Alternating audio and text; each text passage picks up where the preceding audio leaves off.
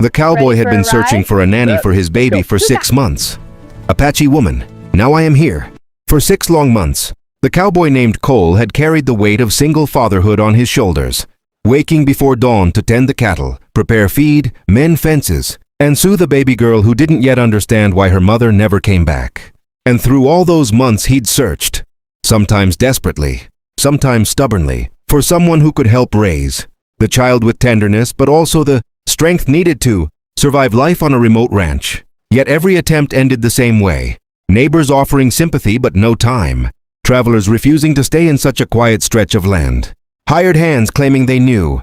Children but quitting after a day when they discovered how hard it was to chase cows and comfort a crying toddler at the same time, until one morning when Cole stood outside his porch with the dusty wind brushing across the open land, holding his little daughter, Emma, close as if she were the only soft thing left in his life.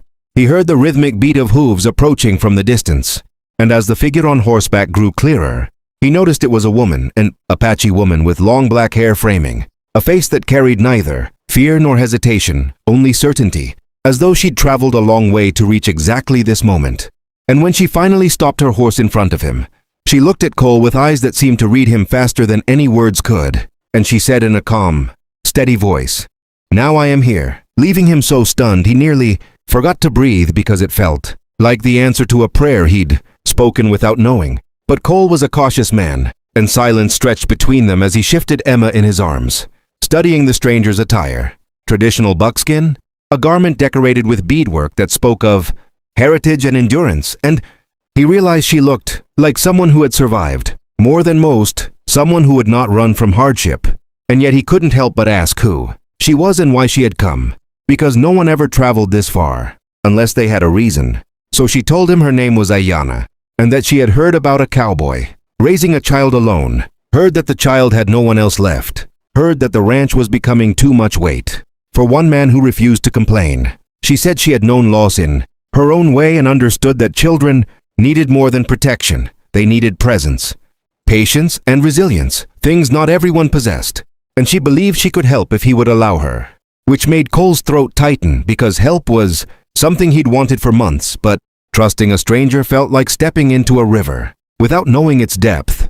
Yet something about her voice held a quiet truth that left no room for doubt. So he invited her off the horse and into the shade of the porch where Emma stared curiously at the woman who didn't flinch or force a smile but simply acknowledged her with a soft nod as though speaking the silent language of children. And Cole noticed Emma did not cry or hide her face as she often did with new people. Instead, she leaned forward slightly, studying Ayanna with big eyes, and that one tiny gesture struck him more deeply than he expected because Emma's instinct had always been sharp, and if she felt safe, maybe he could too.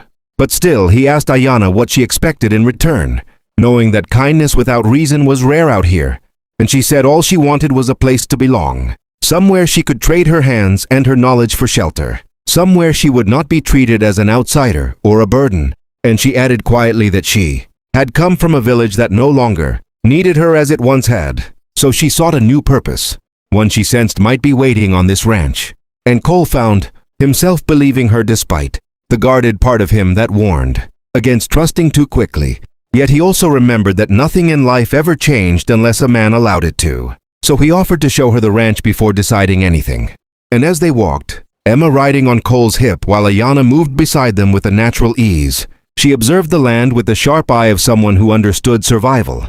The sagging fence lines, the thinning patches of pasture, the barn door hanging crooked, the tired horses whose reins Cole had not had time to oil, and she remarked that the place carried the mark of a man doing the work of 3. A truth Cole couldn't deny. But instead of judging, she simply asked what he wanted the ranch to become, and her question hit him unexpectedly, because no one had asked him about dreams since before Emma was born, and he realized he wanted the ranch to be more than a burden. He wanted it to be a home, a legacy, a place Emma could grow up safely without him fearing each day he might fail her. And somehow saying this aloud felt like loosening a knot inside his chest. Ayanna listened without interrupting, and when he finished, she nodded slowly as though sealing a promise within herself, then knelt beside one of the horses to inspect its hooves, her movements precise and confident. And Cole watched her with growing respect because she handled the animal, not as property but as a living creature with spirit, whispering soothing words until the horse calmed beneath her touch, something even experienced cowhands struggled to do.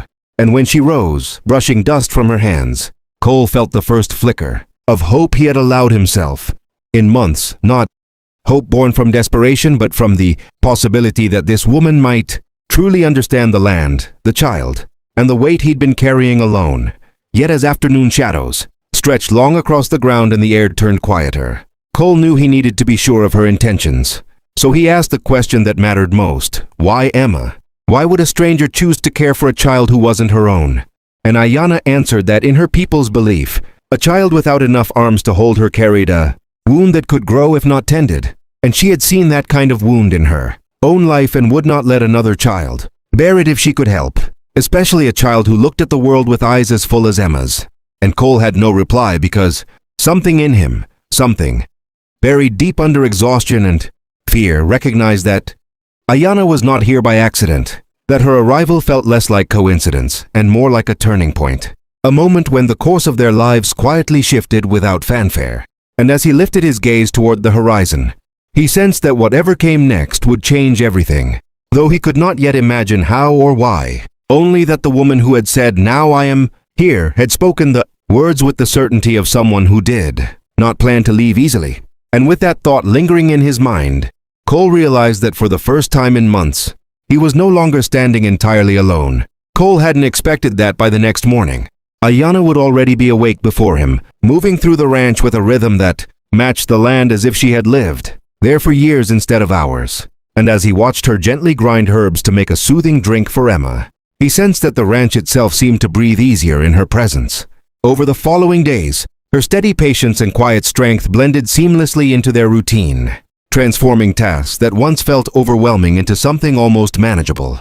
And Emma, who had cried whenever Cole tried to leave her side to work, began reaching for Ayanna with tiny arms and trusting eyes, something that startled Cole the first time it happened because it felt like a fragile breakthrough he wasn't sure he deserved. Yet even as the ranch grew calmer, Cole remained cautious, wondering if she might leave the moment something better called her away. But that fear slowly faded as he saw how deeply she invested herself in their lives, mending fences with practiced hands, calming skittish horses with whispered words, and teaching Emma soft lullabies from her people, melodies that filled the small cabin at night like threads, stitching their broken pieces together. One evening after finishing chores side by side, Cole and Ayanna sat near the corral watching Emma toddle around in the grass, her tiny laughter carrying a lightness the ranch hadn't heard in months. And Cole found himself opening up about the grief he had buried. The day Emma's mother died, the weeks afterward when he couldn't sleep, the guilt he carried for not being enough for his daughter,